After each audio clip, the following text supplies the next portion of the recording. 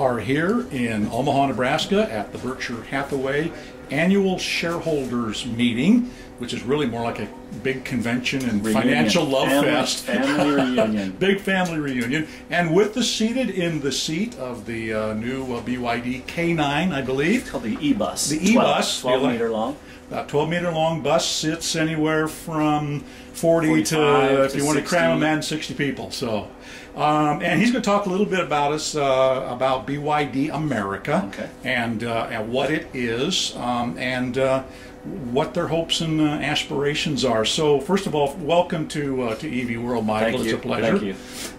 Let's start off, first of all, just kind of give us a brief little background of who BYD is and what BYD America is, what your role is. So my name's Michael Austin. I'm the Vice President of BYD America.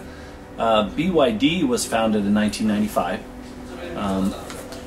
What I've seen published is it was founded on about $330,000 to $350,000 US dollars from an investment that Chairman Wang had from his cousin, and started with 20 people, and now 15 some odd years later they have over 200,000 employees.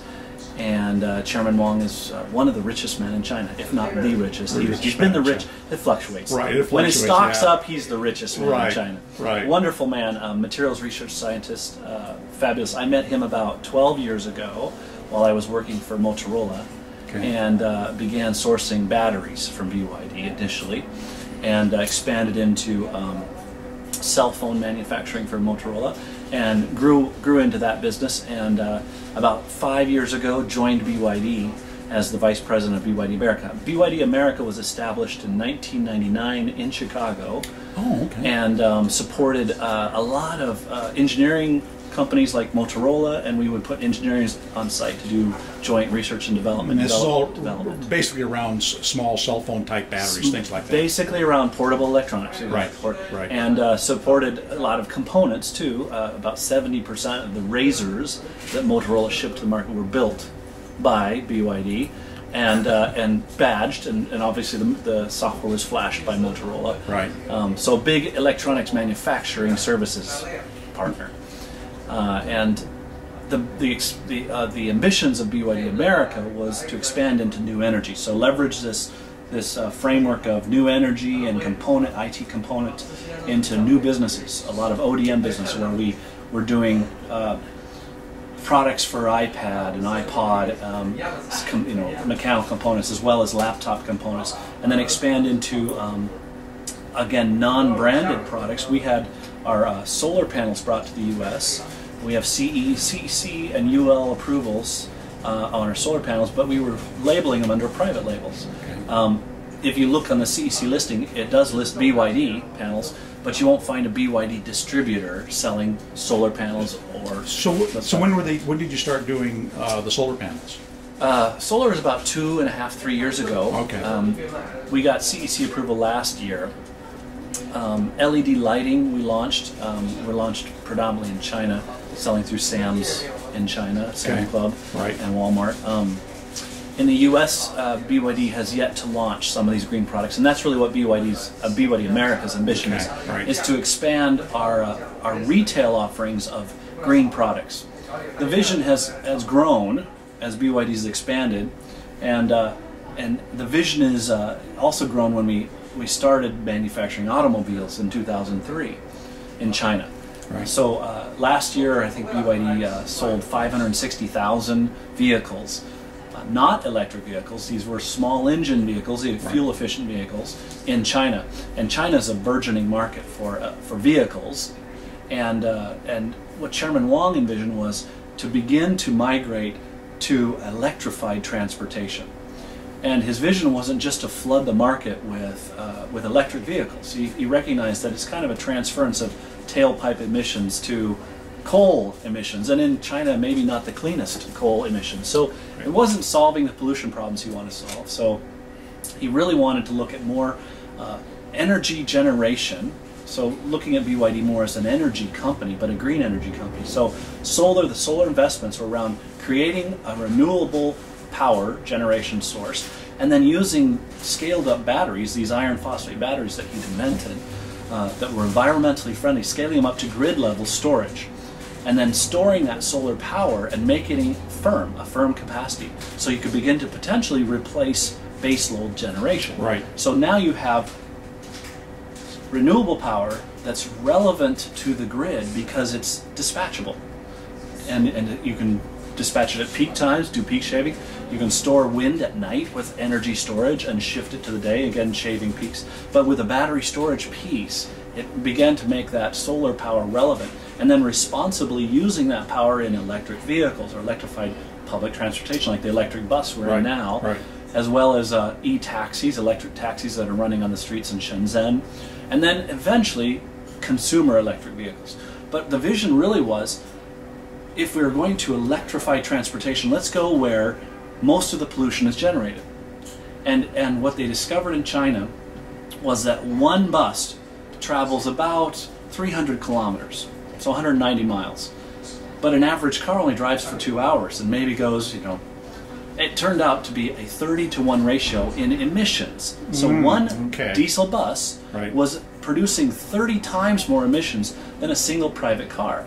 So if you electrified a bus, and of course public transportation is very important in China, you now offset 30 times the carbon dioxide pollution and smog that you would in. And they did that with taxis. The taxi ratio turned out, because the taxi's driving almost 400 kilometers in a given day, it offsets essentially 10 times the private cars. So electrifying buses and electrifying taxis in China would offset almost 30% of their total emissions. Right. Is part of that initiative then over in China with the buses and with the taxis, have you also sort of compensated then by having a comparable amount of solar panels that have been installed to sort of offset that, or is that something you're sort of aiming for as a goal? The answer is to be enabled.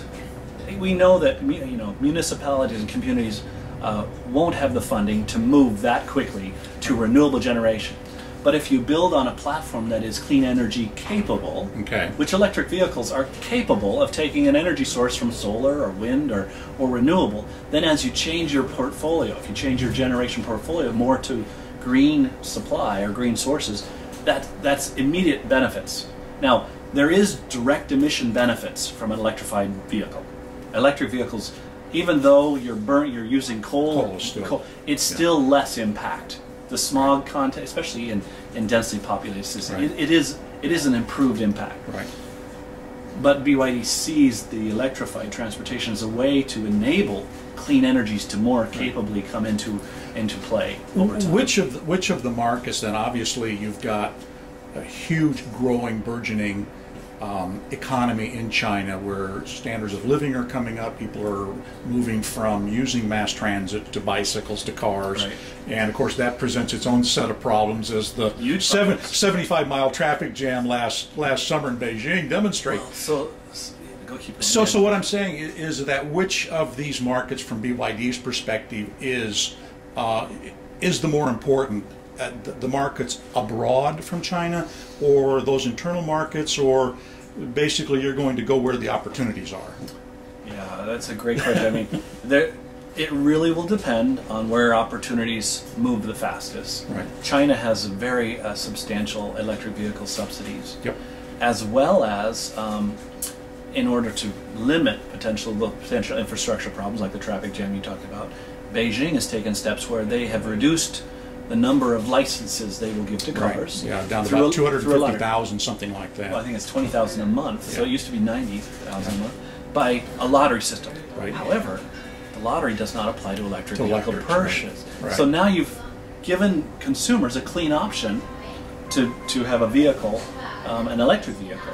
And they've given a subsidy, a pretty substantial subsidy. The F3DM in Shenzhen sells for about $10,800. The E6, I think, will sell just under $20,000 with the Chinese subsidies. With the subsidies, Yeah, with the subsidies. And that's a fantastic. The E6 that's inside here in the Berkshire Hathaway show has a 60 kilowatt-hour power plant and goes 190 miles on a single electric charge. In fact, the electric bus has a 324 kilowatt-hour battery and also goes over 190 miles with electric charge. So again, it's designed around the applications, and in China, the average our average BRT, the bus rapid transits, travel about 150 miles in a given day. So and so it's got a 190-mile range with air conditioning and with loaded passengers. So we have a little bit of engineering slack in that. So let's talk about the North American market. Now, you began doing cell phones and collaborative engineering with people and parts for, and then with solar panels in. You've now begun to introduce some vehicles. You have the fleet of 10 F3DMs in LA. So talk a little bit about that program. How did that come about and how's that working? So it's working fantastic.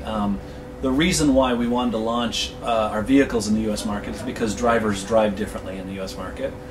We glean a lot through our testing.